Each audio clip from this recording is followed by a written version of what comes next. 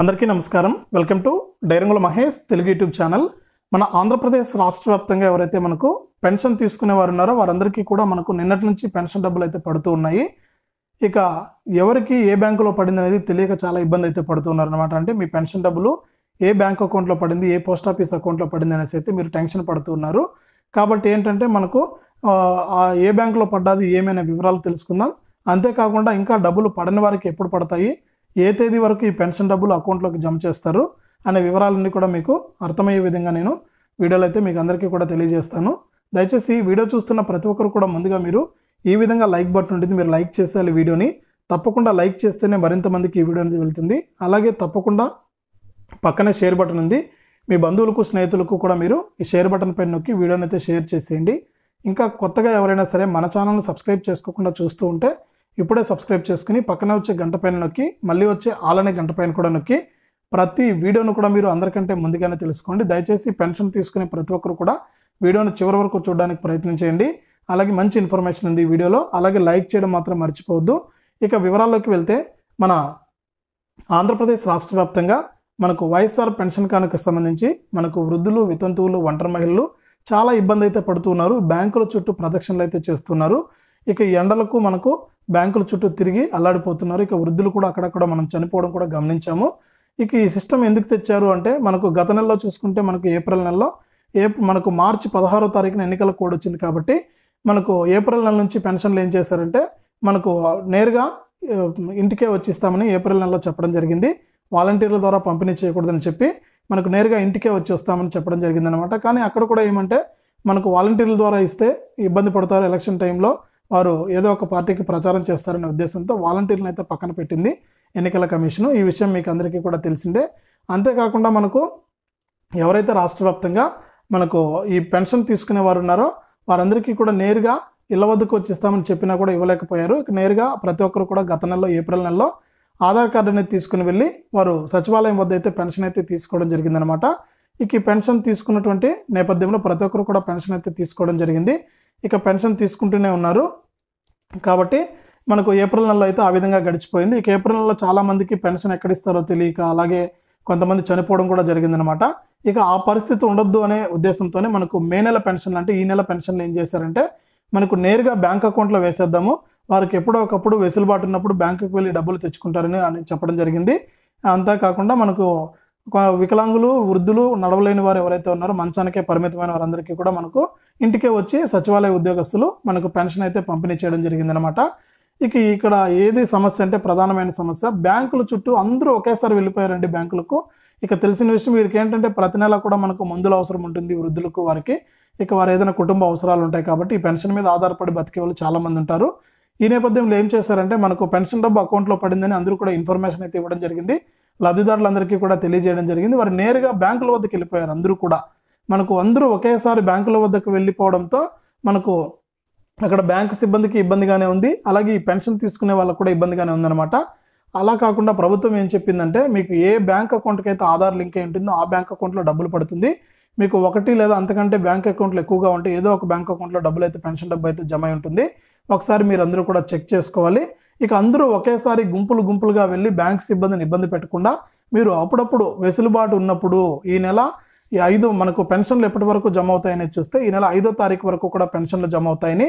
కాబట్టి మీరు వెసులుబాటు ఉన్నప్పుడు ఈ నెల చివరి వరకు కూడా మీరు వెళ్ళి అక్కడక్కడ కూడా వెళ్ళి మీరు పెన్షన్లు అయితే తీసుకోండి అనేసి అయితే మనకు చెప్పడం జరిగింది. అందరూ అలా కాకుండా ఇప్పుడు ఏం చేస్తున్నారంటే అందరూ కూడా ఒకేసారి బ్యాంకుల కాడికి వెళ్ళిపోయి ఎండకు తట్టుకోలేక కొంతమంది వృద్ధులు కూడా మరణించడం జరిగిందనమాట.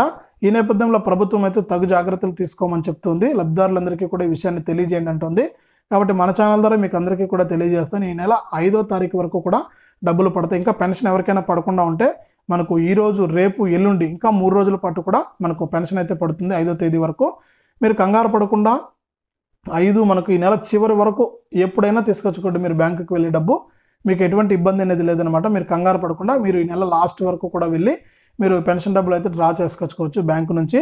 ఈ విధంగా మనకు వైఎస్ఆర్ పెన్షన్కి సంబంధించి ఏపీ రాష్ట్ర ప్రభుత్వం సరికొత్త అప్డేట్ని అయితే తీసుకొచ్చింది. ఇక ఎన్నికల కమిషన్ కూడా ఈ విషయంలో అయితే మనకు అప్డేట్ని అయితే తీసుకొచ్చిందనమాట. కాబట్టి రాష్ట్ర వ్యాప్తంగా ఎవరైతే మనకు పెన్షన్ తీసుకునే లబ్ధిదారులు ఉన్నారో వారందరూ కూడా ఈ విషయాన్ని గమనించాలి. ఇక వికలాంగులు ఎవరైనా కూడా ఇంకా పెన్షన్ తీసుకోకుండా ఉంటే 5వ తారీఖు వరకు కూడా మీ ఇళ్ల వద్దకే వచ్చి పెన్షన్ ఇస్తారు. ఎవరు పెన్షన్ ఇస్తున్నారనేది తెలుసుకొని మీ సచివాలయం వద్దకు వెళ్ళి మీరు ఈ పెన్షన్ అయితే తీసుకోండి.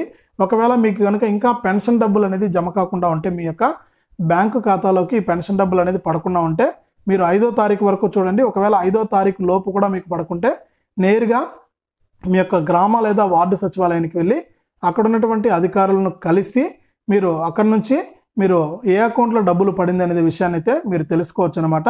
ఇక ఏ అకౌంట్లో పెన్షన్ డబ్బులు పడింది అనేది తెలుసుకుని మీరు పెన్షన్ అయితే తీసుకోవచ్చు. మీకు అట్లా ఏమి ఇబ్బంది ఏం లేదు. వారు ఏ అకౌంట్లో డబ్బులు పడింది అనేది చెప్తారు. మీరు ఆ విషయాన్ని కనుక్కొని నేరుగా బ్యాంకు లేదా పోస్ట్ ఆఫీస్కి వెళ్ళి మీరు పెన్షన్ అయితే తీసుకోవచ్చు అనమాట.